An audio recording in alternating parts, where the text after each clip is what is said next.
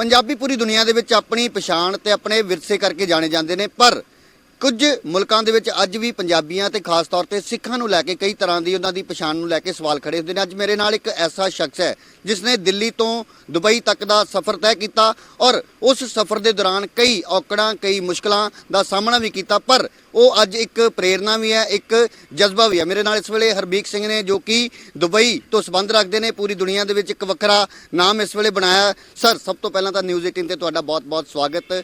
ਤੁਹਾਡੀ ਜੇਕਰ ਮੈਂ ਪਿਛੋਕੜ ਦੀ ਗੱਲ ਕਰਾਂ ਤਾਂ ਸ਼ਾਇਦ ਹਰ ਕੋਈ ਤੁਹਾਡੇ ਬਾਰੇ ਜਾਣਦਾ ਹੈ, ਪਰ ਅੱਜ ਕੱਲ੍ਹ ਕੀ ਟੀਚਾ ਕੀ ਮੁਹਿੰਮ ਲੈ ਕੇ ਹਰਮੀਕ ਸਿੰਘ ਚੱਲੇ ਨੇ ਔਰ ਅੱਜ ਅੰਮ੍ਰਿਤਸਰ ਪਹੁੰਚੇ ਹੋ, ਕੀ ਕਹਿਣਾ ਚਾਹੋਗੇ? ਸਭ ਤੋਂ ਪਹਿਲੇ ਵਾਹਿਗੁਰੂ ਜੀ ਕਾ ਖਾਲਸਾ ਵਾਹਿਗੁਰੂ ਜੀ ਕੀ ਫਤਿਹ ਜੀ। ਅੰਮ੍ਰਿਤਸਰ ਆਇਆ ਮੇਰਾ ਘਰ ਹੈ ਤੇ ਮੈਂ ਬਿਲਕੁਲ ਹਮੇਸ਼ਾ ਕੋਸ਼ਿਸ਼ ਕਰਦਾ ਕਿ ਜਦੋਂ ਵੀ ਮੌਕਾ ਲੱਭੇ ਤੇ ਮੈਂ ਅੰਮ੍ਰਿਤਸਰ ਜ਼ਰੂਰ ਆਵਾਂ ਤੇ ਇੱਕ ਵਾਰੀ ਇੱਕ ਸਾਲ ਦੀ ਸ਼ੁਰੂਆਤ ਜਾਂ ਸਾਲ ਦਾ ਐਂਡ ਇੱਦਾਂ ਹੋਏ ਤੇ ਬਹੁਤ ਚੰਗਾ ਲੱਗਦਾ। ਇਸ ਵਾਰੀ ਇੱਕ ਰੀਜ਼ਨ ਵੀ ਹੈਗਾ ਸੀ, ਰੀਜ਼ਨ ਬਣਿਆ ਜਿਸ ਕਰਕੇ ਆਉਣਾ ਹੋਰ ਵੀ ਬਹੁਤ ਇੰਪੋਰਟੈਂਟ ਹੈਗਾ ਸੀ। ਮੈਂ ਕਾਫੀ ਟਾਈਮ ਤੋਂ ਕਾਫੀ ਵਰਲਡ ਓਵਰ ਘੁੰਮਣ ਤੋਂ ਬਾਅਦ ਬਹੁਤ ਸਾਰੀ ਚੀਜ਼ਾਂ ਜਿਹੜੀ ਮੈਂ ਦੇਖਦਾ ਜਾਂ ਮੈਂ ਕਿਸੇ ਤਰੀਕੇ ਨਾਲ ਵੀ ਇਸ ਚੀਜ਼ ਨੂੰ ਸਮਝਦਾ ਕਿ ਇੱਕ ਦਸਤਾਰ ਜਿਹੜੀ ਹੈ ਬਹੁਤ ਰਿਸਪੈਕਟਫੁਲ ਤੇ ਬਹੁਤ ਹੀ ਰਿਸਪੈਕਟਡ ਇੱਕ ਰਿਸਪੌਂਸਿਬਿਲਿਟੀ ਵੀ ਹੈਗੀ ਹੈ, ਜੋ ਪੂਰਾ ਵਰਲਡ ਓਵਰ ਜਿੱਥੇ ਜਾਣਦੇ ਨੇ ਬਹੁਤ ਇੱਜ਼ਤ ਹੁੰਦੀ ਹੈ, ਜਿੱਥੇ ਨਹੀਂ ਜਾਣਦੇ ਉੱਥੇ ਸ਼ਾਇਦ ਇੱਕ ਕਨਫਿਊਜ਼ਨ ਹੈ, ਜੋ ਕਿ 9/11 ਤੋਂ ਬਾਅਦ ਵੀ ਅਸੀਂ ਦੇਖਿਆ ਕਾਫੀ ਵਾਰੀ ਕਿ ਕਈ ਚੀਜ਼ਾਂ ਜਿਹੜੀ ਹੈਗੀਆਂ ਉਹ ਆਪਣੇ ਤਰੀਕੇ ਨਾਲ ਲੋਕ ਕਨਫਿਊਜ਼ ਹੋ ਜਾਂਦੇ ਨੇ ਕਿ ਸਿੱਖ ਕੌਣ ਨੇ, ਜਾਂ ਅਗਰ ਕੋਈ ਕਿਸੇ ਤਰੀਕੇ ਦਾ ਪਹਿਰਾਵੇ ਦੇ ਕਰਕੇ ਲੋਕਾਂ ਨੂੰ ਜਨਰਲਾਈਜ਼ ਕੀਤਾ ਜਾਂਦਾ ਹੈ, ਜੋ ਮੈਂ ਆਪਣੇ ਤਰੀਕੇ ਨਾਲ ਫੇਸ ਵੀ ਕੀਤਾ, ਡਿਸਕ੍ਰਿਮੀਨੇਸ਼ਨ ਵੀ ਫੇਸ ਕੀਤੀ ਤੇ ਫਿਰ ਕਾਫੀ ਚੀਜ਼ਾਂ ਜਿਹੜੀ ਇੱਕ ਸਾਹਮਣੇ ਆਉਂਦੀ ਹੈ ਤੇ ਮੈਨੂੰ ਇੱਕ ਰਿਸਪੌਂਸਿਬਲ ਆਪਣੇ ਆਪ ਨੂੰ ਸਮਝਣਾ ਇੱਕ ਬਹੁਤ ਇੰਪੋਰਟੈਂਟ ਮੁੱਦਾ ਮੈਂ ਸਮਝਿਆ ਕਿ ਵੀ ਕਰਨਾ ਚਾਹੀਦਾ। ਬਹੁਤ ਰੀਸੈਂਟਲੀ ਮੈਂ ਰਸ਼ੀਆ ਦੀ ਸਟੇਟ ਸੈਂਟ ਪੀਟਰਸਬਰਗ ਨੂੰ ਰਿਪਰੈਜ਼ੈਂਟ ਕਰਦਾ, ਉੱਥੇ ਦੀ ਗਵਰਨਮੈਂਟ ਨੂੰ ਰਿਪਰੈਜ਼ੈਂਟ ਕਰਦਾ। ਪ੍ਰੋਬੇਬਲੀ ਦਾ ਓਨਲੀ ਸਿੱਖ ਜਿਹੜਾ ਜਦੋਂ ਮੈਂ ਜਾਂਦਾ ਉਹਨਾਂ ਦੀ ਸੜਕਾਂ ਉੱਤੇ ਵੀ ਚੱਲਦਾ ਤੇ ਲੋਕ ਦੇਖਦੇ ਨੇ ਹੈਰਾਨੀ ਨਾਲ ਸਟਾਰਟਿੰਗ ਦੇ ਅੰਦਰ, ਬਟ ਹੁਣ ਲੋਕ ਸ਼ਾਇਦ ਪਛਾਣਨ ਵੀ ਲੱਗ ਗਏ ਨੇ।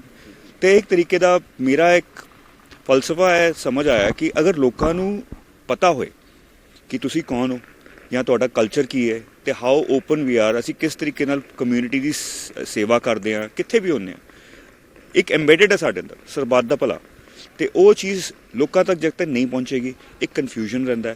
ਤੇ ਮੈਂ ਪਿਛਲੇ 3 ਸਾਲ ਤੋਂ ਉੱਥੇ ਕੰਮ ਕਰ ਰਿਹਾ, ਲੇਕਿਨ ਇੱਕ ਵਾਰੀ ਇੱਕ ਇਨਸੀਡੈਂਟ ਇੱਦਾਂ ਹੋਇਆ ਕਿ ਮੈਂ ਸੈਂਟ ਪੀਟਰਸਬਰਗ ਦੀ ਮਾਸਕੋ ਪਿੱਛੇ ਉਹਨੇ ਫਲਾਈਟਸ ਡਾਈਵਰਟਡ ਹੋਈਆਂ ਤੇ ਮਾਸਕੋ ਗਿਆ ਤੇ ਮਾਸਕੋ ਦੇ ਅੰਦਰ ਲੈਂਡ ਕਰਦੇ ਮੈਂ ਸਟੇਟ ਗੈਸਟ ਹੈਗਾ ਸੀ ਤੇ ਜਿੱਥੇ ਉਹਨਾਂ ਦਾ ਪ੍ਰੈਜ਼ੀਡੈਂਟ ਨੇ ਆਪਣਾ ਸਪੀਚ ਰੱਖਣੀ ਸੀ ਉੱਥੇ ਮੇਰੀ ਵੀ ਸਪੀਚ ਹੈਗੀ ਸੀ ਤੇ ਮੈਂ ਇੱਕ ਸਟੇਟ ਗੈਸਟ ਹਾਂ ਤੇ ਮੇਰਾ ਪਹਿਰਾਵਾ ਦੇਖ ਕੇ ਮੈਨੂੰ ਸਾਈਡ ਤੇ ਇਮੀਗ੍ਰੇਸ਼ਨ ਵਾਲੇ ਲੈ ਕੇ ਗਏ ਤੇ ਕਾਫੀ ਹੋਰ 15-20 ਹੋਰ ਲੋਕ ਗਏ ਸੀ ਤੇ ਹੋਰ ਕੋਈ ਪ੍ਰੋਬਲਮ ਨਹੀਂ ਸੀ, ਮੇਰਾ ਸਭ ਡਾਕੂਮੈਂਟੇਸ਼ਨ ਸਭ ਸਹੀ ਹੈ, ਬਟ ਲੇਕਿਨ ਜਸਟ ਬਿਕੋਜ਼ ਮੇਰਾ ਪਹਿਰਾਵਾ। ਤੇ ਫਿਰ ਜਦ ਉਹਨਾਂ ਦੇ ਅਥਾਰਟੀਜ਼ ਨੂੰ ਪਤਾ ਲੱਗਿਆ, ਉਹਨਾਂ ਨੇ ਮਾਫੀ ਜ਼ਰੂਰ ਇੱਕ ਅਪੋਲੋਜੀ ਦਿੱਤੀ, ਬਟ ਉਹ ਚੀਜ਼ ਵੀ ਮੈਨੂੰ ਇੱਕ ਲੱਗੀ ਕਿ ਅਗਰ ਜਦੋਂ ਤੁਸੀਂ ਇਹਨਾਂ ਮੁਲਕਾਂ ਦੇ ਵਿੱਚ ਬੀਇੰਗ ਅ ਸਿੱਖ ਪਾਰਟਿਸਿਪੇਟ ਕਰਦੇ ਹੋ, ਉਦੋਂ ਤੁਸੀਂ ਦੇਖਦੇ ਹੋ ਕਿ ਤੁਸੀਂ ਇਕੱਲੇ ਸਿੱਖ ਉਸ ਸਮਾਗਮ ਦੇ ਵਿੱਚੋਂ ਜਾਂ ਉਸ ਮੀਟਿੰਗ ਦੇ ਵਿੱਚ, ਉਦੋਂ ਕਿੰਨਾ ਕੁ ਮਾਣ ਮਹਿਸੂਸ ਕਰਦੇ ਹੋ ਇਸ ਟਰਬਨ ਤੇ?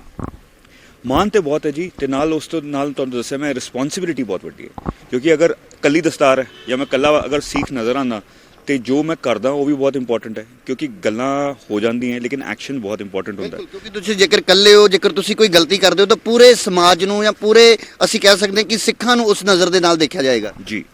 ਤੇ ਮੇਰਾ ਇੱਕ ਜਿਵੇਂ ਮੈਂ ਲੈਂਡ ਵੀ ਕਰਦਾ, ਮੈਂ ਜਿੱਥੇ ਵੀ ਜਾਂਦਾ ਤੇ ਇੱਕ ਲੋਕ ਮਿਲਣਾ ਵੀ ਚਾਹੁੰਦੇ ਨੇ, ਹੋਰ ਜਿਗਿਆਸੂ ਵੀ ਹੁੰਦੇ ਨੇ ਕਿ ਬਈ ਕੌਣ ਕਿਸ ਤਰੀਕੇ ਨਾਲ, ਕੀ ਸਾਡਾ ਕਲਚਰ ਹੈ, ਕੀ ਸਾਡਾ ਬੈਕਗਰਾਊਂਡ ਹੈ, ਉਹਦੇ ਬੇਸਿਸ ਉੱਤੇ ਮੈਂ ਕੰਮ ਕੀਤਾ ਪਿਛਲੇ 3 ਸਾਲ ਤੇ ਵਾਹਿਗੁਰੂ ਦੀ ਮਿਹਰ ਹੈਗੀ ਹੈ ਜੀ ਕਿ ਆਪਣੇ ਤਰੀਕੇ ਨਾਲ ਜੋ ਅੱਗੇ ਕਮਿਟਮੈਂਟ ਹੈਗੀ ਹੈ ਅਸੀਂ ਪੂਰੀ ਕਰਨ ਦੀ ਕੋਸ਼ਿਸ਼ ਕਰਦੇ ਹਾਂ। ਹਰਮੀਤ ਜੀ, ਅਸੀਂ ਕਹਿ ਸਕਦੇ ਹਾਂ ਕਿ ਆਮ ਤੌਰ ਤੇ ਤੁਹਾਨੂੰ ਪਲਾਨ B ਕਰਕੇ ਜਾਣਿਆ ਜਾਂਦਾ, ਪਰ ਅੱਜ ਕੱਲ ਤੁਸੀਂ ਪਲਾਨ A ਲੈ ਕੇ ਚੱਲ ਰਹੇ ਹੋ ਕਿ ਤੁਸੀਂ ਇਹ ਜਿਹੜਾ ਟੀਚਾ ਇੱਕ ਮਿੱਥਿਆ ਉਸ ਤੇ ਜਿੱਤ ਹਾਸਲ ਕਰਨੀ, ਔਰ ਕਿਸ ਤਰੀਕੇ ਦੇ ਨਾਲ ਉੱਥੇ ਤਿਆਰੀ, ਜੇਕਰ ਮੈਂ ਗੱਲ ਕਰਾਂ ਕਿ ਉੱਥੇ ਜ਼ਮੀਨ ਲੈਣ ਦੇ ਲਈ ਵੀ ਦਿੱਕਤ ਪੇਸ਼ ਆਈ ਹੋਏਗੀ, ਉਹ ਮੈਂ ਜਾਣਨਾ ਚਾਹੁੰਦਾ ਕਿ ਇਸ ਵੇਲੇ ਉੱਥੇ ਕਿੱਥੋਂ ਤੱਕ ਤੁਹਾਡਾ ਜਿਹੜਾ ਇਹ ਟੀਚਾ ਜਿਹੜਾ ਤੁਸੀਂ ਮਿੱਥਿਆ ਕਿੱਥੋਂ ਤੱਕ ਪਹੁੰਚੇ ਹੋ ਤੁਸੀਂ? ਸਭ ਤੋਂ ਪਹਿਲੇ ਕਿ ਉੱਥੇ ਦਾ ਪਿਆਰ ਕਾਫੀ ਮਿਲਿਆ ਤੇ ਇੱਕ ਜਦ ਤੱਕ ਤੁਹਾਨੂੰ ਪਿਆਰ ਸਤਿਕਾਰ ਤੇ ਇੱਕ ਤਰੀਕੇ ਨਾਲ ਟਰਸਟ ਬਿਲਡ ਨਹੀਂ ਹੁੰਦਾ ਤਦ ਤੱਕ ਤੁਸੀਂ ਗੱਲ ਨਹੀਂ ਕਰ ਸਕਦੇ। ਮੈਂ ਉੱਥੇ ਗਵਰਨਮੈਂਟ ਦੇ ਨਾਲ, ਉਹਦੇ ਜਿਹੜੇ ਮਿਨਿਸਟਰਸ ਹੈਗੇ ਨੇ, ਸਟੇਟ ਦੇ ਜਿਹੜੇ ਲੈਵਲ ਦੇ ਗਵਰਨਮੈਂਟ ਹੈਗੀ ਉਹ ਬਹੁਤ ਜ਼ਿਆਦਾ ਰਿਸਪੈਕਟ ਵੀ ਕਰਦੇ ਨੇ ਤੇ ਉਹਨਾਂ ਨੂੰ ਮੈਂ ਇੱਕ ਅਰਜ਼ੀ ਦਿੱਤੀ ਕਿ ਜੇ ਅਗਰ ਅਲਾਓ ਕਰਨ ਤੇ ਬਿਕੋਜ਼ ਅਲਾਉਡ ਨਹੀਂ ਕਰਦੇ ਉੱਥੇ, ਕਿਉਂਕਿ ਉਹ ਦੂਜੇ ਕਲਚਰਸ ਜਾਂ ਰਿਲੀਜਨਸ ਨੂੰ ਇੰਨੀ ਜਲਦੀ ਐਕਸੈਪਟ ਨਹੀਂ ਕਰਦੇ। ਤੇ ਸਾਡਾ ਹੈਗਾ ਹੈ ਦੁਨੀਆ ਦੇ ਅੰਦਰ ਇੱਕ ਨੰਬਰ ਉੱਤੇ ਅਸੀਂ ਵੀ ਹੈਗੇ ਹਾਂ ਕਿ ਲੋਕ ਜਾਣਦੇ ਨੇ, ਬਟ ਹਰ ਕੋਈ ਨਹੀਂ ਜਾਣਦਾ। ਬਟ ਕਮਿਊਨਿਟੀ ਸਾਡੀ ਫੈਲੀ ਜ਼ਰੂਰ ਹੈ, ਲੇਕਿਨ ਇੰਨੀ ਵੱਡੀ ਨਹੀਂ ਹੈਗੀ। ਤੇ it took me some time, ਲੇਕਿਨ ਮੈਨੂੰ ਬੈਕਿੰਗ ਬਹੁਤ ਮਿਲੀ। ਤਾਂ ਅਸੀਂ ਕਹਿ ਸਕਦੇ ਕਿ ਜੇਕਰ ਇੱਥੇ ਤੁਸੀਂ ਜਿੱਤ ਹਾਸਲ ਕਰਦੇ ਹੋ, ਤੁਸੀਂ ਕਾਮਯਾਬ ਹੁੰਦੇ ਹੋ, ਤਾਂ ਹੋਰ ਵੀ ਮੁਲਕ ਜਿਹੜੇ ਹੈ ਤੁਹਾਨੂੰ ਜੇਕਰ ਪਤਾ ਲੱਗਦਾ, ਜਿਸ ਤਰ੍ਹਾਂ ਫਰਾਂਸ ਦੇ ਵਿੱਚ ਵੀ ਬਹੁਤ ਸਾਰੀਆਂ ਦਿੱਕਤਾਂ ਹੁੰਦੀਆਂ ਨੇ, ਕਈ ਸਾਰੇ ਮੁਲਕ ਨੇ ਜਿੱਥੇ ਸਿੱਖਾਂ ਨੂੰ ਅੱਜ ਵੀ ਪਛਾਣ ਨੂੰ ਲੈ ਕੇ ਕਈ ਤਰ੍ਹਾਂ ਦੇ ਸਵਾਲ ਖੜੇ ਹੁੰਦੇ, ਉਸ ਤੋਂ ਬਾਅਦ ਤੁਸੀਂ ਉੱਧਰ ਵੀ ਜਾ ਕੇ ਕੰਮ ਕਰ ਸਕਦੇ। ਮੈਂ ਇੱਕ ਸੇਵਾਦਾਰ ਹਾਂ, ਜਿੱਥੇ ਵੀ ਮੈਨੂੰ ਸੇਵਾ ਦਾ ਮੌਕਾ ਲੱਭੇਗਾ ਮੈਂ ਉਹ ਕੋਸ਼ਿਸ਼ ਆਪਣੀ ਤਰਫੋਂ ਜਾਰੀ ਰੱਖਾਂਗਾ। ਲੇਕਿਨ ਪਹਿਲੀ ਜਿੱਤ ਇਹ ਹੋਈ ਹੈ ਕਿ ਸਾਨੂੰ government, ministry of justice, ministry of tolerance, federal government ਨੇ ਵੀ ਸਾਨੂੰ ਅਪਰੂਵਲ ਦੇ ਦਿੱਤਾ। ਵਸੀਲਾ ਬਣਨਾ ਸੀ ਤੇ ਇੱਕ ਤਰੀਕੇ ਨਾਲ ਜਿਵੇਂ ਕਹਿੰਦੇ ਨੇ ਕਿ ਕਾਰਜ ਆਪਣੇ ਆਪ ਸਵਰਦੇ ਨੇ, ਤੇ ਮੇਰੀ ਅਰਜ਼ੀ ਅਪਰੂਵ ਹੋਈ। ਉਹਨਾਂ ਨੇ ਕਿਹਾ ਇੱਕ ਐਸੋਸੀਏਸ਼ਨ ਬਣਾਉਣੀ ਹੈ ਤੇ 15 ਲੋਕਾਂ ਦੀ ਐਸੋਸੀਏਸ਼ਨ, ਜੋ ਉੱਥੇ ਮੈਂ ਨਹੀਂ ਜਾਣਦਾ ਕਿਉਂਕਿ ਇੰਡੀਅਨਸ ਵੀ ਘੱਟ ਨੇ ਤੇ ਸਿੱਖਸ ਤੇ ਬਿਲਕੁਲ ਹੀ ਘੱਟ ਨੇ ਉੱਥੇ। ਤੇ ਇੰਪੋਰਟੈਂਟ ਸੀ। ਕਾਉਂਸਲ ਜਨਰਲ ਹੁਣੇ ਨਵੇਂ ਆਏ ਸੀ ਇੰਡੀਆ ਦੇ, ਉਹਨਾਂ ਨੇ ਖੜੇ ਪੈਰ ਬਹੁਤ ਰਿਸਪੈਕਟ ਵੀ ਕੀਤੀ ਤੇ ਉਹਨਾਂ ਨੇ 15 ਜਿਹੜੇ ਉਹਨਾਂ ਤੇ ਕਮਿਊਨਿਟੀ ਦੇ ਚੰਗੇ ਲੋਕ ਨੇ ਉਹਨਾਂ ਨੂੰ ਐਸੋਸੀਏਸ਼ਨ ਫਾਰਮ ਕਰਵਾਈ। ਡਾਕੂਮੈਂਟੇਸ਼ਨ ਹੋ ਗਿਆ। ਮੈਂ ਜਗ੍ਹਾ ਹੁਣ ਲੀਜ਼ ਉੱਤੇ ਲੈ ਲਈ ਹੈ, ਕਿਉਂਕਿ ਲੀਜ਼ ਹੀ ਲੈ ਸਕਦਾ ਮੈਂ, ਉੱਥੇ ਦਾ ਬਸ਼ਿੰਦਾ ਨਹੀਂ। ਤੇ 3 ਸਾਲ ਵਾਸਤੇ ਜਿਹੜੀ ਲੀਜ਼ ਲਿੱਤੀ ਹੈ, 1 ਸਾਲ ਦੀ ਆਡਿਟ ਹੁੰਦੀ ਹੈ ਉੱਥੇ। ਉਹ ਆਡਿਟ ਇਹ ਵਿਚਾਰ ਜਿਹੜਾ ਉਸ ਵੇਲੇ ਜਦੋਂ ਤੁਸੀਂ ਗਏ ਉਸ ਮੀਟਿੰਗ ਦੇ ਵਿੱਚ, ਉਸ ਤੋਂ ਬਾਅਦ ਆਇਆ ਤੁਹਾਡੇ ਮਨ ਦੇ ਵਿੱਚ? ਵਿਚਾਰ ਮੇਰਾ ਹਮੇਸ਼ਾ ਰਹਿੰਦਾ, ਮੈਂ ਜਿੱਥੇ ਵਰਲਡ ਓਵਰ ਜਾਂਦਾ ਮੈਂ ਹਮੇਸ਼ਾ ਲੱਭਦਾ ਗੁਰੂ ਘਰ ਕਿੱਥੇ ਹੈ। ਤੇ ਮੈਂ ਇੱਕ ਤਰੀਕੇ ਨਾਲ ਜਦੋਂ ਮੈਂ ਸੈਂਟ ਪੀਟਰਸਬਰਗ ਲੈਂਡ ਕੀਤਾ ਤੇ ਇਹ ਮਨ ਦੇ ਅੰਦਰ ਆਇਆ ਕਿ ਇੱਥੇ ਨਹੀਂ ਹੈਗਾ, ਤੇ ਇੱਕ ਇੰਪੋਰਟੈਂਟ ਚੀਜ਼ ਜਿਹੜੀ ਸੀ ਉਹਨਾਂ ਨੂੰ ਐਕਸੈਪਟ ਕਰਵਾਉਣਾ। ਤੇ ਅੱਜ ਇੱਕ ਤਰੀਕੇ ਨਾਲ ਸਾਡੀ ਜਿੱਤ ਹੋਈ ਹੈ, ਸਾਨੂੰ ਅਪਰੂਵਲ ਵੀ ਮਿਲਿਆ, ਜਗ੍ਹਾ ਬਣਵਾ ਵੀ ਰਹੇ ਹਾਂ, ਰੈਡੀ ਵੀ ਹੋ ਜਾਏਗੀ ਤੇ ਗਵਰਨਮੈਂਟ ਇਹਨੂੰ ਸਪੋਰਟ ਕਰ ਰਹੀ ਹੈ। ਤੇ ਆਫੀਸ਼ੀਅਲ ਹੈਗਾ, ਇਹ ਨਹੀਂ ਹੈ ਕਿ ਕਿਧਰੇ ਲੁੱਕਾ ਛੁਪੀ ਕਰਕੇ ਜਾਂ ਕਿਧਰੇ ਅਸੀਂ ਛੁਪਾ ਕੇ ਕਰ ਰਹੇ ਹਾਂ। ਉਸਾਰੀ ਦਾ ਜਾਂ ਕੰਸਟਰਕਸ਼ਨ ਦਾ ਜਿਹੜਾ ਕੰਮ ਸ਼ੁਰੂ ਹੋ ਚੁੱਕਿਆ ਹੈ? ਕੰਸਟਰਕਸ਼ਨ ਦਾ ਕੰਮ ਸ਼ੁਰੂ ਹੋ ਚੁੱਕਾ ਹੈ ਤੇ ਉਸੇ ਤਰੀਕੇ ਨਾਲ ਅਸੀਂ ਫਾਰਮੈਟ ਕਰ ਰਹੇ ਹਾਂ, ਲੇਆਊਟ ਉਸੇ ਤਰੀਕੇ ਨਾਲ ਬਣਾ ਰਹੇ ਜਿਵੇਂ ਗੁਰੂ ਘਰ ਦਾ ਹੋਣਾ ਚਾਹੀਦਾ ਹੈ। ਤੇ ਮੈਂ ਇੱਥੇ ਆਉਣ ਦਾ ਮੇਰਾ ਮਕਸਦ ਵੀ ਇਹੀ ਸੀ। ਮੈਂ ਸਰਦਾਰ ਹਰਜਿੰਦਰ ਸਿੰਘ ਧਾਮੀ ਜੀ ਨੂੰ ਵੀ ਮਿਲਿਆ, SGPC ਦੇ ਜਿਹੜੇ ਪ੍ਰੈਜ਼ੀਡੈਂਟ ਹੈਗੇ ਨੇ, ਉਹਨਾਂ ਨੂੰ ਦਰਖਾਸਤ ਰੱਖੀ ਹੈ ਕਿ ਮੈਂ ਇੱਕ ਪਹਿਲਾ ਕੰਮ ਮੇਰਾ ਹੈਗਾ ਸੀ ਕਿ ਇਹ ਜਗ੍ਹਾ ਜਾਂ ਇਸ ਤਰੀਕੇ ਦਾ ਅਪਰੂਵਲ ਲੈ ਕੇ ਆਉਣਾ। ਬਾਕੀ ਮੇਰਾ ਕੰਮ ਨਹੀਂ ਕਿ ਮੈਂ ਇਸ ਚੀਜ਼ ਨੂੰ ਮੈਨੇਜ ਕਰਾਂ, ਤੇ ਮੈਂ ਚਾਹੁੰਦਾ ਕਿ ਅਕਾਲ ਤਖਤ ਦੀ ਮਰਿਆਦਾ ਦੇ ਹਿਸਾਬ ਨਾਲ ਹੀ ਹੋਏ। ਤੇ ਮੈਂ ਦਰਖਾਸਤ ਰੱਖ ਕੇ ਆਇਆ ਕਿ ਇਸ ਤਰੀਕੇ ਨਾਲ ਉਹ ਅੰਡਰ ਸੁਪਰਵਿਜ਼ਨ ਆ ਜਾਏ। ਸੇਵਾਦਾਰ, ਗ੍ਰੰਥੀ ਸਾਹਿਬ, ਰਾਗੀ ਸਾਹਿਬ, ਸਭ ਅਕਾਲ ਤਖਤ ਤੋਂ। ਯਾਨੀ ਕਿ ਜਿਹੜੀ ਮਰਿਆਦਾ ਹੈ ਉਹ ਕਿਸੇ ਦੇ ਤਰੀਕੇ ਦੇ ਨਾਲ ਭੰਗ ਨਹੀਂ ਹੋਣੀ ਚਾਹੀਦੀ। ਔਰ ਦੂਸਰੀ ਗੱਲ, ਜਦੋਂ ਉੱਥੇ ਪ੍ਰਕਾਸ਼ ਕੀਤਾ ਜਾਏਗਾ ਤਾਂ ਤੁਸੀਂ ਇਹ ਸੋਚ ਰਹੇ ਹੋ ਕਿ ਉੱਥੇ ਇੱਕ ਸਮਾਗਮ ਜਿਹੜਾ ਉਹ ਲਿਖਿਆ ਜਾਏ? ਤੇ ਮੈਂ ਸੇਵਾਦਾਰ ਇਸ ਤਰੀਕੇ ਨਾਲ ਸੋਚਦਾ ਕਿ ਜਿਵੇਂ ਰੀਲੇ ਰੇਸ ਹੁੰਦੀ ਹੈ ਕਿ ਬੇਟਨ ਲੈ ਕੇ ਪਹਿਲਾਂ ਮੈਂ ਲੱਗਿਆ, ਹੁਣ ਮੈਂ ਅੱਗੇ ਪਾਸ ਕਰਨੀ ਹੈ। ਮੇਰਾ ਉਪਰਾਲਾ ਨਹੀਂ ਹੈ, ਸਭ ਦਾ ਉਪਰਾਲਾ। ਮੈਂ ਤੇ ਸੇਵਾਦਾਰ ਜੋ ਕਰ ਸਕਦਾ ਸੀ ਉਹ ਹੋਇਆ। ਹੁਣ ਅੱਜ ਤੋਂ ਬਾਅਦ ਇੱਕ ਮੈਨੂੰ ਲੱਗਦਾ ਕਿ ਇੱਕ ਸ਼ੁਰੂਆਤ ਹੋਏਗੀ, ਜਿਹੜਾ ਰਸ਼ੀਆ ਦੇ ਅੰਦਰ ਵੀ ਲੋਕਾਂ ਨੂੰ ਇਸ ਤਰੀਕੇ ਦਾ ਇੱਕ ਮੌਕਾ ਲੱਭੇਗਾ ਕਿ ਉਹ ਸਾਡੀ ਕਮਿਊਨਿਟੀ, ਸਾਰੇ ਕਲਚਰ ਨੂੰ ਜਾਣਨ, ਇੱਕ ਲੰਗਰ ਕਨਸੈਪਟ ਨੂੰ ਜਾਣਨ ਕਿ ਓਪਨ ਕਿਚਨ ਕੀ ਹੁੰਦਾ ਹੈ, ਕਿ ਅਸੀਂ ਕੋਈ ਲੁੱਕਾ ਛੁਪੀ ਦਾ ਨਹੀਂ ਹੈ। ਲੋਕ ਆ ਸਕਦੇ ਨੇ ਤੇ ਅਸੀਂ ਲੋਕਾਂ ਦੇ ਨਾਲ, ਕਮਿਊਨਿਟੀ ਦੇ ਨਾਲ ਖੜੇ ਰਹੇ ਹਮੇਸ਼ਾ। ਔਰ ਸਿੱਖ ਧਰਮ ਦੇ ਵਿੱਚ ਔਰ ਗੁਰੂ ਗ੍ਰੰਥ ਸਾਹਿਬ ਜੀ ਤੋਂ ਵੀ ਇਹੀ ਸਿੱਖਿਆ ਮਿਲਦੀ ਵੀ ਕੋਈ ਵੀ ਧਰਮ, ਕਿਉਂਕਿ ਦਰਬਾਰ ਸਾਹਿਬ ਦੀ ਜੇਕਰ ਅਸੀਂ ਗੱਲ ਕਰੀਏ ਤਾਂ 4 ਦਰਵਾਜ਼ੇ ਨੇ, ਕੋਈ ਵੀ ਧਰਮ ਜਿਹੜਾ ਉਹ ਇੱਕ ਬਹੁਤ ਵੱਡਾ ਮੈਸੇਜ ਹੈ। ਪਰ ਇਹਨਾਂ ਚੀਜ਼ਾਂ ਨੂੰ ਤੁਸੀਂ ਸਮਝਦੇ ਹੋ ਕਿ ਜਦੋਂ ਗੁਰੂ ਘਰ ਉੱਥੇ ਸਥਾਪਿਤ ਹੁੰਦਾ ਹੈ, ਉਸ ਤੋਂ ਬਾਅਦ ਪ੍ਰਕਾਸ਼ ਹੋਏਗਾ, ਜਦੋਂ ਦਿਹਾੜੇ ਮਨਾਏ ਜਾਣਗੇ, ਤਾਂ ਲੋਕਾਂ ਨੂੰ ਹੌਲੀ-ਹੌਲੀ ਸਮਝ ਆਏਗੀ ਕਿ ਸਿੱਖ ਧਰਮ ਹੈ ਕੀ? ਇਹਦੇ ਅੰਦਰ ਕੋਈ ਦੋ ਰਾਏ ਨਹੀਂ ਹੈ ਕਿ ਜੋ ਸਾਡਾ ਇੱਕ ਸਟਰਕਚਰ ਹੈਗਾ, ਜੋ ਸਾਡਾ ਇੱਕ ਪਹਿਚਾਣ ਹੈਗੀ ਹੈ, ਉਹ ਸਾਨੂੰ ਜਾਣਨ ਦਾ ਮਤਲਬ ਹੀ ਇਹੀ ਹੋਇਆ ਕਿ ਸਾਡੇ ਨਾਲ ਰਲ ਮਿਲ ਜਾਣਾ। ਅਗਰ ਐਜੂਕੇਟ ਹੁੰਦੇ ਨੇ ਤੇ ਐਕਸੈਪਟੈਂਸ ਤੇ ਹੈਗੀ ਹੈ, ਉਹਦੇ ਬਾਰੇ ਮੈਨੂੰ ਲੱਗਦਾ ਕਿ ਕੋਈ ਸ਼ੱਕ ਨਹੀਂ ਹੋਣਾ ਚਾਹੀਦਾ। ਬਾਕੀ ਜਦੋਂ ਅਸੀਂ ਦਸਤਾਰ ਸਜਾ ਕੇ ਜਾਈਏ ਤੇ ਲੋਕਾਂ ਨੂੰ ਉਹ ਵੈਲਕਮ ਕਰਨ ਦਾ ਇੱਕ ਮੌਕਾ ਲੱਭੇ। ਮੈਂ 2-3 ਪਲੇਟਫਾਰਮਸ ਉੱਤੇ ਮੈਂ ਕੋਸ਼ਿਸ਼ ਮੇਰੀ ਰਹੀ ਤੇ ਮੈਂ ਹਮੇਸ਼ਾ ਔਨ ਗਰਾਊਂਡ ਵੀ ਰਿਹਾ। ਤੇ ਜਦ ਕੈਨੇਡਾ ਦੇ ਅੰਦਰ ਫਲੱਡਸ ਆਏ ਸੀ ਤੇ ਜਦ ਮੈਂ ਦਸਤਾਰ ਬਣ ਕੇ ਗਿਆ, ਉੱਥੇ ਕਾਫੀ ਸਾਡੇ ਸਿੱਖ ਵੀਰਾਂ ਨੇ ਕਾਫੀ ਮਦਦ ਵਗੈਰਾ ਕੀਤੀ। 2-3 ਸਾਲ ਪਹਿਲੇ ਦੀ ਗੱਲ ਹੈ। ਅਸੀਂ ਕਹਿ ਸਕਦੇ ਕਿ ਹਰਮੀਤ ਸਿੰਘ ਨੇ ਜਿਹੜਾ ਬੁਰਾ ਦੌਰ ਵੇਖਿਆ ਸੀ, ਉਹ ਕਿਤੇ ਨਾ ਕਿਤੇ ਉਹਨੂੰ ਇਸ ਪਾਸੇ ਲੈ ਕੇ ਆਇਆ ਤਾਂ ਕਿ ਉਹਨੂੰ ਅੱਜ ਵੀ ਯਾਦ ਰਹਿੰਦਾ ਕਿ ਜੇਕਰ ਕਿਤੇ ਕੋਈ ਭੁੱਖਾ ਸੌਂ ਰਿਹਾ, ਜੇਕਰ ਕਿਸੇ ਨੂੰ ਅੱਜ ਕੱਪੜੇ ਦੀ ਜ਼ਰੂਰਤ ਹੈ, ਤਾਂ ਕਿਉਂਕਿ ਤੁਸੀਂ ਉਹ ਦੌਰ ਵੇਖ ਚੁੱਕੇ ਹੋ, ਬਹੁਤ ਔਖਾ ਦੌਰ। ਤੇ ਇਹ ਮੈਨੂੰ ਲੱਗਦਾ ਹੈ ਕਿ ਇਹ ਤੇ ਬਹੁਤ ਇੰਪੋਰਟੈਂਟ ਫੇਜ਼ ਹੈ, ਕਿਉਂਕਿ ਅਗਰ ਅੱਜ ਸਾਡੇ ਨਾਲ, ਮੈਂ ਇਸ ਚੀਜ਼ ਦਾ ਬਹੁਤ ਐਡਵੋਕੇਟ ਕਰਦਾ। ਮੈਂ ਆਪਣਾ ਪਹਿਲਾ ਚੈਪਟਰ ਮੇਰੀ ਲਾਈਫ ਦਾ ਬਹੁਤ ਪੈਂਪਰਡ ਹੈਗਾ ਸੀ, ਬਹੁਤ ਜ਼ਿਆਦਾ ਮਤਲਬ ਸਪੋਇਲਡ ਇਨ ਅ ਸੈਂਸ ਕਿ born with a golden spoon. ਜਦੋਂ ਇਨਸਾਨ ਡਿੱਗਦਾ ਹੈ ਤਾਂ ਤੁਹਾਨੂੰ ਪਤਾ ਲੱਗਦਾ ਹੈ ਕਿ ਰਿਐਲਿਟੀ ਕੀ ਹੈ। ਤੇ ਜ਼ਮੀਨ ਉੱਤੇ ਆਉਣ ਤੋਂ ਬਾਅਦ, ਜਦ ਟੁੱਟਣ ਤੋਂ ਬਾਅਦ ਮੈਂ ਦੁਬਾਰਾ ਬਣਿਆ, ਮੈਂ ਬਹੁਤ ਸਾਰੀ ਸੱਚਾਈਆਂ ਦੇਖੀ। ਤੇ ਜੋ ਚੀਜ਼ ਮੇਰੇ ਨਾਲ ਅਗਰ ਸਹੀ ਤਰੀਕੇ ਨਾਲ ਮੈਂ ਐਕਸਪੈਕਟ ਕਰਦਾ ਸੀ ਨਹੀਂ ਹੁੰਦੀ, ਤੇ ਅਗਰ ਮੈਂ ਉਹ ਚੀਜ਼ ਨੂੰ ਸਮਝਿਆ ਨਹੀਂ, ਉਹਦੇ ਤੋਂ ਸਿੱਖਿਆ ਨਹੀਂ, ਤੇ ਫਿਰ ਇਹ ਫਾਇਦਾ ਨਹੀਂ ਇਸ ਚੀਜ਼ ਦਾ ਜਦ ਤੁਸੀਂ ਅਡੈਪਟ ਨਹੀਂ ਕਰਦੇ ਹੋ। ਜੋ ਮੇਰੇ ਨਾਲ ਨਹੀਂ ਹੋਇਆ, ਮੈਂ ਚਾਹੁੰਦਾ ਕਿ ਮੈਂ ਕੋਸ਼ਿਸ਼ ਕਰਾਂ। ਮੈਂ ਨਹੀਂ ਕਹਿੰਦਾ ਕਿ ਮੈਂ ਬਹੁਤ ਜ਼ਿਆਦਾ ਫਾਈਨੈਂਸ਼ੀਅਲੀ ਇਸ ਚੀਜ਼ ਨੂੰ ਮੈਂ ਦੇਖਦਾ, ਮੈਂ ਫਾਈਨੈਂਸ਼ੀਅਲਸ ਨਹੀਂ ਦੇਖਦਾ। ਮੈਂ ਸਿਰਫ ਇਹ ਚੀਜ਼ ਦੇਖਦਾ ਕਿ ਅਗਰ ਅੱਜ ਕਿਸੇ ਦਾ ਬਹੁਤ ਇੰਪੋਰਟੈਂਟ ਹੈ, ਵਿਲ ਪਾਵਰ, ਵਿਲ ਹੋਣੀ ਬਹੁਤ ਜ਼ਰੂਰੀ ਹੈ, ਨੀਅਤ ਹੋਣੀ ਬਹੁਤ ਜ਼ਰੂਰੀ ਹੈ। ਅੱਜ ਅਗਰ ਤੁਸੀਂ ਕੋਈ ਚੀਜ਼ ਕਿਸੇ ਵਾਸਤੇ ਨਹੀਂ ਕਰ ਸਕਦੇ ਹੋ ਤੇ ਸਭ ਤੋਂ ਵਧੀਆ ਕੰਮ ਜੋ ਤੁਸੀਂ ਕਰ ਸਕਦੇ ਹੋ ਉਹ ਹੈ ਉਹਦੀ ਗੱਲ ਸੁਣਨਾ। ਜੇ ਤੁਸੀਂ ਕਿਸੇ ਦਾ ਦੁੱਖ ਵੀ ਸੁਣ ਲੈਂਦੇ ਹੋ ਨਾ, ਉਹ ਅੱਧਾ ਰਹਿ ਜਾਂਦਾ।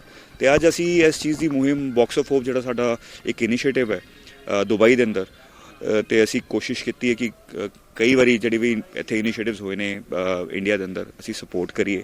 ਤੇ ਕੋਸ਼ਿਸ਼ ਰਹਿੰਦੀ ਹੈ ਕਿ ਆਪਣੀ ਤਰਫੋਂ ਇੱਕ ਰਜਿਸਟਰ ਨਾ ਹੋਈਏ, ਨਾ ਜਾਂ ਬ੍ਰਾਂਡ ਦੀ ਗੱਲ ਨਹੀਂ ਕਰਦੇ, ਬਟ ਲੇਕਿਨ ਕਿਸੇ ਤਰੀਕੇ ਨਾਲ ਅਗਰ ਕਿਸੇ ਦੀ ਮਦਦ ਹੋ ਸਕੇ ਜਾਂ ਕਿਸੇ ਤਰੀਕੇ ਨਾਲ ਅਸੀਂ ਮਦਦ ਬਹੁਤ ਵੱਡਾ ਵਰਡ ਹੈ, ਕਿਸੇ ਤਰੀਕੇ ਨਾਲ ਅਗਰ ਸਿਰਫ ਸੇਵਾ ਦਾ ਮੌਕਾ ਲੱਭੇ, ਅਸੀਂ ਕੁਝ ਕਰ ਸਕੀਏ, ਕਿਉਂਕਿ ਮੈਂ ਜ਼ਰੀਆ ਸਮਝਦਾ ਇਸ ਚੀਜ਼ ਨੂੰ। ਜੀ ਸਰ, ਆਖਰੀ ਸਵਾਲ, ਅੱਜ ਕੱਲ 5G ਦਾ ਜ਼ਮਾਨਾ, ਤਾਂ ਨੌਜਵਾਨ ਹਰ ਚੀਜ਼ ਨੂੰ ਇਸ ਤਰੀਕੇ ਦੇ ਨਾਲ ਲੈਂਦੇ ਨੇ ਕਿ ਜਿਸ ਤਰ੍ਹਾਂ ਕੋਈ ਫਾਈਲ ਅਪਲੋਡ ਜਾਂ ਡਾਊਨਲੋਡ ਕਰਦੇ ਕਿ ਬਹੁਤ ਜਲਦੀ ਹੋ ਜਾਏ। ਉਹ ਉਹਨਾਂ ਨੌਜਵਾਨਾਂ ਦੇ ਲਈ ਤੁਹਾਡਾ ਕੀ ਮੈਸੇਜ ਹੈ? ਕਿਉਂਕਿ ਤੁਸੀਂ ਬਹੁਤ ਬੁਰੇ ਦਿਨ ਵੀ ਦੇਖੇ ਔਰ ਇਸ ਵੇਲੇ ਪ੍ਰਮਾਤਮਾ ਦੀ ਕਿਰਪਾ ਦੇ ਨਾਲ ਬਹੁਤ ਉੱਚੇ ਲੈਵਲ ਤੱਕ ਵੀ ਪਹੁੰਚੇ ਹੋ। ਨੌਜਵਾਨਾਂ ਦੇ ਲਈ ਕੀ ਕਹਿਣਾ ਚਾਹੋਗੇ? ਨੌਜਵਾਨਾਂ ਲਈ ਇੱਕ ਬਹੁਤ ਸਿੰਪਲ ਮੈਸੇਜ ਹੈ। ਮੈਂ ਕਾਫੀ ਮੈਂਟਰਸ਼ਿਪ ਕਰਦਾ ਹੁਣ, ਤੇ ਮੇਰੀ ਇੱਕ ਤਰੀਕੇ ਨਾਲ ਮੈਨੂੰ ਆਨਰਰੀ ਡਾਕਟਰੇਟ ਮਿਲੀ ਹੈ, ਤੇ ਮੈਂ ਸੈਸ਼ਨਸ ਵੀ ਲੈਣਾ ਉੱਥੇ ਯੂਨੀਵਰਸਿਟੀ ਦੇ ਅੰਦਰ। ਦ ਫੈਕਟ ਇਜ਼ ਕਿ ਅਗਰ ਸਿਰਫ ਅਸੀਂ ਇਹ ਸੋਚੀਏ ਕਿ ਅੱਜ ਲਾਈਫ ਇੰਨੀ ਫਾਸਟ ਹੋ ਚੁੱਕੀ ਹੈ, ਇਸ ਫਾਸਟ ਲਾਈਫ ਦੇ ਅੰਦਰ ਫੋਕਸ ਰੱਖਣਾ ਬਹੁਤ ਇੰਪੋਰਟੈਂਟ ਹੈ। ਇੱਕ ਪੇਸ਼ੈਂਸ, ਫੋਕਸ, ਡੈਡੀਕੇਟਿਡ ਹੋਣਾ ਬਹੁਤ ਇੰਪੋਰਟੈਂਟ, ਜੋ ਅੱਜ ਕੱਲ੍ਹ ਇੱਕ ਤਰੀਕੇ ਨਾਲ ਸਾਡੇ ਅੰਦਰ ਨਹੀਂ ਰਹਿ ਗਿਆ, ਕਿਉਂਕਿ ਓਪਰਚੁਨਿਟੀਜ਼ ਤੇ ਕੰਪੀਟੀਸ਼ਨ ਦੋਨੋਂ ਬਹੁਤ ਜ਼ਿਆਦਾ ਨੇ। ਤੇ ਅਗਰ ਅਸੀਂ ਆਪਣਾ ਸੇਨ ਮਾਈਂਡ ਨਾਲ ਅਸੀਂ ਕੰਮ ਨਹੀਂ ਕਰ ਸਕਦੇ, ਇੱਕ ਪਹਿਲੀ ਗੱਲ ਜੋ ਅੱਜ ਦਾ ਤਬਕਾ ਹੈ, ਅੱਜ ਦਾ ਨੌਜਵਾਨ ਜਿਹੜਾ ਹੈਗਾ, ਅਪਲੋਡ ਡਾਊਨਲੋਡ ਇਹ ਸਾਰੀ ਚੀਜ਼ਾਂ, ਦੇ ਆਰ ਵੈਰੀ ਸਮਾਰਟ, ਬਹੁਤ ਕਾਬਿਲ ਨੇ। ਸਿਰਫ ਇੱਕ ਰਾਹ ਲੈਣ ਵਾਸਤੇ ਮੇਰੇ ਹਿਸਾਬ ਨਾਲ ਇੱਕ ਤੜਕਾ ਲੱਗਣਾ ਚਾਹੀਦਾ, ਜੋ ਅਸੀਂ ਭੁੱਲਦੇ ਜਾ ਰਹੇ ਹਾਂ ਕਿ ਅਸੀਂ ਸਭ ਚੀਜ਼ਾਂ ਸੋਚਦੇ ਹਾਂ। ਅੱਜ ਇੱਕ ਬਹੁਤ ਵੱਡਾ ਟਰਮ ਹੈਗਾ ਆਰਟੀਫਿਸ਼ੀਅਲ ਇੰਟੈਲੀਜੈਂਸ। ਆਰਟੀਫਿਸ਼ੀਅਲ ਇੰਟੈਲੀਜੈਂਸ ਇੱਕ ਤਰੀਕੇ ਨਾਲ ਹਿਊਮਨਸ ਨੂੰ ਰਿਪਲੇਸ ਕਰ ਰਿਹਾ। ਉਹ ਮੇਰੇ ਵਾਸਤੇ ਮੈਨੂੰ ਲੱਗਦਾ ਹੈ ਕਿ ਇੱਕ ਹੋਰ ਕਨਸੈਪਟ ਆ ਗਿਆ ਕਿ ਹਾਰਡ ਵਰਕ ਨਹੀਂ ਜ਼ਰੂਰੀ, ਸਮਾਰਟ ਵਰਕ ਬਹੁਤ ਜ਼ਰੂਰੀ ਹੈ। ਇਹਦੇ 'ਚ ਕਿੰਨਾ ਕੁ ਤੁਸੀਂ ਸਮਝਦੇ ਹੋ ਕਿ ਸਹੀ ਹੈ ਜਾਂ ਇਹ ਜ਼ਰੂਰੀ ਹੈ? ਜੀ ਸਮਾਰਟ ਵਰਕ ਅਗਰ ਜਿਸ ਤਰੀਕੇ ਨਾਲ ਸਮਝਿਆ ਜਾਏ, ਉਹ ਸਮਝਣ ਦੀ ਆਪਣਾ ਹੋ ਸਕਦਾ ਹੈ ਕਿ ਜਿਸ ਤਰੀਕੇ ਨਾਲ ਤੁਸੀਂ ਸਮਝੋ, ਉਹਨੂੰ ਵੀ ਮਿਹਨਤ ਦੇ ਨਾਲ ਕਰ ਸਕਦੇ ਜੀ। ਕਰਨਾ ਮਿਹਨਤ ਬਹੁਤ ਇੰਪੋਰਟੈਂਟ ਹੈ। ਸਭ ਤੋਂ ਪਹਿਲੀ ਗੱਲ ਜਿਹੜਾ ਤੁਸੀਂ ਸਿੱਖਦੇ ਹੋ, ਇਹ ਜਿਹੜਾ ਤੁਹਾਡਾ ਨੌਲੇਜ ਦਾ ਲੈਣ ਦਾ ਗ੍ਰੈਸਪ ਕਰਨ ਦਾ ਜਿਹੜਾ ਇੱਕ ਉਹ ਹੈ, ਉਹਨੂੰ ਕਦੀ ਬੰਦ ਨਾ ਕਰੋ। ਕਿਉਂਕਿ ਅਗਰ ਤੁਸੀਂ ਅੱਜ ਮੈਂ ਸਿੱਖਦਾ, ਅੱਜ ਦੀ ਜਿਹੜੀ ਜਨਰੇਸ਼ਨ ਹੈਗੀ ਹੈ, ਮੈਂ ਇਹਨਾਂ ਨਾਲ ਕੰਮ ਕਰਦਾ, ਮੈਂ ਕਾਲਜ ਡ੍ਰੌਪ ਆਊਟਸ, ਮੈਂ ਯੂਨੀਵਰਸਿਟੀ ਡ੍ਰੌਪ ਆਊਟਸ ਨਾਲ ਕੰਮ ਕਰਦਾ। ਬਹੁਤ ਕਾਬਿਲ ਲੋਕ ਨੇ, ਬਹੁਤ ਤਰੀਕੇ ਨਾਲ ਦਿਮਾਗ ਬਹੁਤ ਡਿਵੈਲਪਡ ਹੈ, ਲੇਕਿਨ ਉਹਨਾਂ ਨੂੰ ਜਿਹੜਾ ਰਸਤਾ ਉਹਨਾਂ ਦਾ ਅਲੱਗ ਹੈ। ਮੈਂ ਸਿੱਖਣਾ ਕਦੀ ਬੰਦ ਨਹੀਂ ਹੋਣਾ ਚਾਹੀਦਾ। ਨੌਲੇਜ ਜਿਹੜੀ ਹੈ ਉਹ ਵੱਧਦੀ ਰਹਿੰਦੀ ਹੈ, ਕਿਉਂਕਿ ਅੱਜ ਹਰ ਸਾਲ ਹਰ ਦਿਨ ਚੀਜ਼ਾਂ ਚੇਂਜ ਹੁੰਦੀਆਂ। ਅੱਜ ਤੁਸੀਂ 2010 ਦਾ ਮੋਬਾਈਲ ਫੋਨ ਚੱਕ ਕੇ ਯੂਜ਼ ਨਹੀਂ ਕਰ ਸਕਦੇ, ਕਿਉਂਕਿ ਅਡੈਪਟ ਕਰਨਾ ਪੈਂਦਾ। ਅੱਜ ਨਵੀਂ ਚੀਜ਼ਾਂ ਜਿਹੜੀਆਂ ਆਉਂਦੀ, ਤੇ ਨੌਲੇਜ ਵੀ ਉਸੇ ਤਰੀਕੇ ਨਾਲ। ਤੇ ਮੈਨੂੰ ਲੱਗਦਾ ਕਿ ਇੱਕ ਤਾਂ ਯੂਥ ਨੂੰ ਨੌਲੇਜ ਗੇਨ ਕਰਨੀ ਚਾਹੀਦੀ ਹੈ। ਜੋ ਅਸੀਂ ਕਿਤਾਬੀ ਗੱਲਾਂ ਪੜ੍ਹਦੇ ਹਾਂ, ਉਹ ਇੱਕ ਬਹੁਤ ਅੱਛਾ ਐਲੀਮੈਂਟਰੀ ਬੇਸ ਹੈਗਾ, ਲੇਕਿਨ ਜੋ ਐਕਚੁਅਲ ਨੌਲੇਜ ਹੈ ਉਹ ਪ੍ਰੈਕਟੀਕਲ ਨੌਲੇਜ ਹੈ। ਪ੍ਰੈਕਟੀਕਲ ਨੌਲੇਜ ਤੋਂ ਇਲਾਵਾ ਤੁਸੀਂ ਕੋਈ ਚੀਜ਼ ਅਗਰ ਸੋਚਦੇ ਹੋ ਕਿ ਮੈਂ ਪੜ੍ਹੀ ਲਿਖੀ ਚੀਜ਼ਾਂ ਉੱਤੇ ਜਾਂ ਮੈਂ ਕਿਸੇ ਗੂਗਲ ਉੱਤੇ ਸਰਚ ਕਰਕੇ ਕਰ ਲਾਂਗਾ, ਉਹ ਨਹੀਂ ਹੋ ਸਕਦਾ। ਤੁਹਾਨੂੰ ਪ੍ਰੈਕਟੀਕਲੀ ਮਿਹਨਤ ਕਰਨੀ ਪੈਣੀ ਹੈ। ਮਿਹਨਤ ਕਰਨ ਦੇ ਨਾਲ ਡੈਡੀਕੇਟਿਡ ਹੋਣਾ ਜ਼ਰੂਰੀ ਹੈ। ਇੱਕ ਚੀਜ਼ ਜਦੋਂ ਆਉਂਦੀ ਹੈ, ਜਦੋਂ ਟੁੱਟਣ ਦਾ ਟਾਈਮ ਆਉਂਦਾ ਹੈ, ਕਿਉਂਕਿ ਬਹੁਤ ਜਲਦੀ ਟੁੱਟ ਜਾਂਦੇ ਨੇ, ਇਸ ਚੀਜ਼ ਬਾਰੇ ਆਪਣੇ ਮਾਈਂਡ ਨੂੰ ਮੇਕਅਪ ਕਰਕੇ ਚੱਲੋ। ਕਿਉਂਕਿ ਅਗਰ ਤੁਸੀਂ ਅੱਜ ਪਿੱਠ ਦਿਖਾਉਂਦੇ ਹੋ, ਤੇ ਤੁਸੀਂ ਹਮੇਸ਼ਾ ਪਿੱਠ ਦਿਖਾਉਂਦੇ ਰਹੋਗੇ। ਇੱਕ ਵਾਰੀ ਫੇਸ ਕਰੋਗੇ ਤਾਂ ਕੁਝ ਵੀ ਫੇਸ ਕਰ ਸਕਦੇ ਹੋ। ਅੱਜ ਮੈਂ ਆਪਣੇ ਐਕਸਪੀਰੀਅੰਸ ਤੋਂ ਇਹ ਦੱਸ ਸਕਦਾ ਕਿ ਮੈਂ ਜਿੰਨੇ ਉਤਾਰ ਚੜਾਓ, ਈਵਨ ਲਾਸਟ ਈਅਰ ਜਿੰਨੇ ਵੀ ਪ੍ਰੋਬਲਮਸ ਆਉਂਦੀ ਉਹਨੂੰ ਫੇਸ ਅਗਰ ਨਹੀਂ ਕਰਾਂਗਾ, ਹੁਣ ਮੈਂ ਸ਼ਾਇਦ ਇਸ ਤਰੀਕੇ ਨਾਲ ਆਪਣੇ ਆਪ ਨੂੰ ਕਹਿ ਸਕਦਾ ਇਨ ਹਾਈਂਡਸਾਈਟ ਕਿ ਸਟਰੈਂਥ ਬਹੁਤ ਮੈਂਟਲ ਸਟਰੈਂਥ ਹੋਣਾ ਬਹੁਤ ਇੰਪੋਰਟੈਂਟ ਹੈ। ਇੱਕ ਮਾਈਂਡ ਓਵਰ ਮੈਟਰ ਹੈ। ਸਭ ਚੀਜ਼ਾਂ ਦਿਮਾਗ ਦੇ ਅੰਦਰ ਹੈ ਕਿ ਇਹ ਮੈਂ ਕਰ ਸਕਦਾ ਜਾਂ ਮੈਂ ਹਾਰਾਂਗਾ ਨਹੀਂ। ਤੇ ਅਗਰ ਤੁਸੀਂ ਚੈਲੰਜ ਲੈ ਲੋਗੇ ਤੇ ਮੈਨੂੰ ਲੱਗਦਾ ਨਹੀਂ ਕਿ ਕੋਈ ਵੀ ਚੀਜ਼ ਇੰਨੀ ਕੋਈ ਵੱਡੀ ਹੈਗੀ ਕਿ ਉਹਦਾ ਕੋਈ ਸਿਰਾ ਨਾ ਨਿਕਲੇ। ਔਰ ਇਹੀ ਨਤੀਜਾ ਕਿ ਜਿਹੜਾ ਤੁਸੀਂ ਇਸ ਵੇਲੇ ਮਿਸ਼ਨ ਲੈ ਕੇ ਚੱਲੇ ਹੋ, ਜੋ ਕਿ ਪਹਿਲਾਂ ਇੰਪੋਸੀਬਲ ਸ਼ਾਇਦ ਲੱਗਦਾ ਹੋਵੇਗਾ ਇਸ ਮੁਲਕ ਦੇ ਵਿੱਚ ਕਿਹੜਾ ਸਿੱਖ ਆਏਗਾ, ਪਰ ਹੁਣ ਤੁਹਾਨੂੰ ਲੱਗ ਰਿਹਾ ਕਿ ਉਹ ਚੀਜ਼ ਪੂਰੀ ਹੋ ਰਹੀ ਹੈ। ਮੈਨੂੰ ਲੱਗਦਾ ਹੈ ਕਿ ਮੇਰੀ ਤਰਫੋਂ ਮੁਹਿੰਮ ਜਾਂ ਮੇਰੀ ਤਰਫੋਂ ਜਿਹੜਾ ਇੱਕ ਕੋਸ਼ਿਸ਼ ਹੈਗੀ ਸੀ, ਉਹ ਜ਼ਰੂਰ ਇੱਕ ਰੰਗ ਲੈ ਕੇ ਆ ਰਹੀ ਹੈ। ਇਹਦੇ ਅੰਦਰ ਮੈਂ ਵੀ ਬਹੁਤ ਪੋਜ਼ੀਟਿਵ ਹੋਇਆ, ਕਿਉਂਕਿ ਉਹੀਓ ਗੱਲ ਹੈ ਕਿ ਜਦੋਂ ਲੱਗਦਾ ਸੀ ਕਿ ਨਹੀਂ ਹੋਏਗਾ, ਲੇਕਿਨ ਕੋਸ਼ਿਸ਼ ਕਰਦਾ ਰਿਹਾ। ਇੱਕੋ ਥਾਂ ਤੇ ਅਗਰ ਤੁਸੀਂ ਕਿਲ ਠੋਕਦੇ ਹੋ, ਇੱਕੋ ਥਾਂ ਤੇ ਠੋਕੀ ਜਾਓਗੇ ਨਾ, ਤੇ ਦੀਵਾਰ ਵੀ ਟੁੱਟ ਜਾਂਦੀ ਹੈ। ਤੇ ਉਹ ਸਿਰਫ ਫੋਕਸ ਰੱਖਣਾ ਬਹੁਤ ਇੰਪੋਰਟੈਂਟ ਹੈ। ਫੋਕਸ ਰੱਖਿਆ, ਤੇ ਅੱਜ ਸਭ ਨੂੰ ਬਹੁਤ ਮੁਬਾਰਕਬਾਦ ਕਿ ਆਪਣਾ ਇੱਕ ਉਪਰਾਲਾ ਜਿਹੜਾ ਹੈਗਾ ਉੱਥੇ ਸਾਡਾ ਗੁਰੂ ਘਰ ਬਹੁਤ ਜਲਦੀ ਸਥਾਪਿਤ ਹੋਏਗਾ। ਮਾਰਚ ਤੱਕ ਸਾਡਾ ਇੱਕ ਉਮੀਦ ਹੈ ਕਿ ਅਸੀਂ ਇੱਥੋਂ ਇੱਕ ਜੱਥਾ ਵੀ ਲੈ ਕੇ ਜਾਵਾਂਗੇ, ਤੇ ਕੋਸ਼ਿਸ਼ ਹੈਗੀ ਹੈ ਕਿ ਅਸੀਂ ਇਹ ਸਭ ਕਿਹੜੀ ਸਟੇਟ ਹੈ ਔਰ ਕਿਹੜਾ ਉੱਥੇ ਸਿਟੀ ਹੈ ਜਿੱਥੇ ਬਣਾ ਰਹੇ ਹੋ ਤੁਸੀਂ? ਸੈਂਟ ਪੀਟਰਸਬਰਗ ਰਸ਼ੀਆ ਦਾ ਕਲਚਰਲ ਕੈਪੀਟਲ ਹੈ, ਓਰੀਜਨਲ ਕੈਪੀਟਲ ਹੈਗਾ ਸੀ ਤੇ ਉਹ ਰਸ਼ੀਆ ਦੀ ਦੋ ਸਭ ਤੋਂ ਮੇਜਰ ਸਿਟੀਜ਼ ਨੇ, ਮਾਸਕੋ ਤੇ ਸੈਂਟ ਪੀਟਰਸਬਰਗ। ਤੇ ਸੈਂਟ ਪੀਟਰਸਬਰਗ ਦੇ ਅੰਦਰ ਇਹ ਗੁਰਦੁਆਰਾ ਸਾਹਿਬ ਬਣ ਰਿਹਾ, ਬਹੁਤ ਸੋਹਣੀ ਜਗ੍ਹਾ ਹੈ, ਬਹੁਤ ਸੋਹਣੀ ਥਾਂ ਹੈ। ਹੁਣ ਲੋਕਾਂ ਨੇ ਐਕਸੈਪਟ ਵੀ ਬਹੁਤ ਅੱਛੇ ਤਰੀਕੇ ਨਾਲ ਕਰਦੇ, ਪਿਆਰ ਵੀ ਬਹੁਤ ਦਿੰਦੇ ਨੇ। ਤੇ ਤਾਂ ਇਹ ਨੇ ਹਰਮੀਤ ਸਿੰਘ, ਜਿਨ੍ਹਾਂ ਨੇ ਇੱਕ ਨਵੇਂ ਸਾਲ ਤੇ ਵਧੀਆ ਜਾਣਕਾਰੀ ਸਾਂਝੀ ਕੀਤੀ ਹੈ ਕਿ ਰਸ਼ੀਆ ਦੀ ਰਾਜਧਾਨੀ ਦੇ ਵਿੱਚ ਗੁਰੂ ਘਰ ਸਥਾਪਿਤ ਹੋਣ ਜਾ ਰਿਹਾ ਔਰ ਉਸ ਦੇ ਵਿੱਚ ਅਹਿਮ ਭੂਮਿਕਾ ਹਰਮੀਤ ਸਿੰਘ ਨਿਭਾ ਰਹੇ ਨੇ। ਨਾਲ ਦੀ ਨਾਲ ਉਹਨਾਂ ਨੇ ਨੌਜਵਾਨਾਂ ਦੇ ਲਈ ਇੱਕ ਸੁਨੇਹਾ ਵੀ ਦਿੱਤਾ, ਕਿਉਂਕਿ ਬਹੁਤ ਸਾਰੇ ਉਤਾਰ ਚੜਾਵ ਜ਼ਿੰਦਗੀ ਦੇ ਵਿੱਚ ਆਉਂਦੇ ਨੇ, ਹਰ ਕਿਸੇ ਦੇ ਆਉਂਦੇ ਨੇ, ਪਰ ਕੁਝ ਲੋਕ ਮੁਸ਼ਕਲਾਂ ਨੂੰ ਦੇਖ ਕੇ ਭੱਜ ਜਾਂਦੇ ਨੇ ਔਰ ਕੁਝ ਉਹਨਾਂ ਦਾ ਸਾਹਮਣਾ ਕਰਦੇ ਨੇ, ਟਾਕਰਾ ਕਰਦੇ ਨੇ, ਔਰ ਜਿਹੜੇ ਟਾਕਰਾ ਕਰਦੇ ਨੇ ਉਹ ਅੱਜ ਹਰਮੀਤ ਸਿੰਘ ਦੇ ਵਾਂਗ ਵੱਡੇ ਮੁਕਾਮ ਤੇ ਪਹੁੰਚਦੇ ਨੇ। ਤਾਂ ਇਹਨਾਂ ਦਾ ਵੀ ਇਹੀ ਕਹਿਣਾ ਕਿ ਨੌਜਵਾਨਾਂ ਨੂੰ ਮਿਹਨਤ ਜਿਹੜੀ ਆ ਉਹ ਕਦੇ ਵੀ ਛੱਡਣੀ ਨਹੀਂ ਚਾਹੀਦੀ ਔਰ ਜੋ ਲੋਕ ਮਿਹਨਤ ਕਰਦੇ ਨੇ ਉਹਨਾਂ ਨੂੰ ਇੱਕ ਦਿਨ ਕਾਮਯਾਬੀ ਔਰ ਮੁਕਾਮ ਜਿਹੜੇ ਨੇ ਉਹ ਜ਼ਰੂਰ ਹਾਸਲ ਹੁੰਦੇ ਨੇ। ਤਾਂ ਸਾਡੇ ਵੱਲੋਂ ਵੀ ਤੁਹਾਨੂੰ ਨਵੇਂ ਸਾਲ ਦੀਆਂ ਬਹੁਤ-ਬਹੁਤ ਮੁਬਾਰਕਾਂ। ਔਰ ਜਿਹੜੀ ਜਾਣਕਾਰੀ ਹਰਮੀਤ ਸਿੰਘ ਨੇ ਸਾਡੇ ਨਾਲ ਸਾਂਝੀ ਕੀਤੀ ਤਾਂ ਉਸ ਦੇ ਲਈ ਪੂਰੇ ਸਿੱਖ ਜਗਤ ਦੇ ਲਈ ਵੀ ਇੱਕ ਚੰਗੀ ਖਬਰ ਹੈ ਕਿ ਜਿਨ੍ਹਾਂ ਮੁਲਕਾਂ ਦੇ ਵਿੱਚ ਸਿੱਖਾਂ ਦੀ ਪਛਾਣ ਨੂੰ ਲੈ ਕੇ ਸਵਾਲ ਖੜੇ ਹੁੰਦੇ ਨੇ, ਉੱਥੇ ਹੁਣ ਅਜਿਹੇ ਲੋਕਾਂ ਵੱਲੋਂ ਉਪਰਾਲੇ ਕਰਕੇ, ਕੋਸ਼ਿਸ਼ਾਂ ਕਰਕੇ, ਸਰਕਾਰਾਂ ਦੇ ਨਾਲ ਗੱਲਬਾਤ ਕਰਕੇ ਉੱਥੇ ਅਜਿਹੇ ਉਪਰਾਲੇ ਜਿਹੜੇ ਕੀਤੇ ਜਾ ਰਹੇ ਨੇ ਤਾਂ ਕਿ ਜਿਹੜੇ ਲੋਕਾਂ ਨੂੰ ਅੱਜ ਵੀ ਸਿੱਖਾਂ ਦੀ ਪਛਾਣ ਨੂੰ ਲੈ ਕੇ ਕਈ ਤਰ੍ਹਾਂ ਦੇ ਸ਼ੱਕ ਨੇ, ਕਈ ਤਰ੍ਹਾਂ ਦੇ ਸਵਾਲ ਨੇ, ਤਾਂ ਉਹਨਾਂ ਨੂੰ ਉਹਨਾਂ ਬਾਰੇ ਜਾਣਕਾਰੀ ਦਿੱਤੀ ਜਾਵੇ। ਔਰ ਉਹਨਾਂ ਦਾ ਕਹਿਣਾ ਕਿ ਜਦੋਂ ਉੱਥੇ ਗੁਰੂ ਘਰ ਪੂਰੀ ਤਰ੍ਹਾਂ ਤਿਆਰ ਹੋ ਜਾਏਗਾ ਤਾਂ ਉੱਥੇ ਇੱਕ ਵੱਡਾ ਸਮਾਗਮ ਵੀ ਕੀਤਾ ਜਾਏਗਾ, ਜਿਸ ਦੇ ਵਿੱਚ ਉਹਨਾਂ ਵੱਲੋਂ SGPC ਦੇ ਪ੍ਰਧਾਨ ਹਰਜਿੰਦਰ ਸਿੰਘ ਧਾਮੀ ਨੂੰ ਵੀ ਸੱਦਾ ਦਿੱਤਾ ਗਿਆ ਹੈ। ਕੈਮਰਾਮੈਨ ਹਨੀਸ਼ ਕੁਮਾਰ ਦੇ ਨਾਲ ਰਾਜੀਵ ਸ਼ਰਮਾ, ਨਿਊਜ਼ 18 ਅੰਮ੍ਰਿਤਸਰ।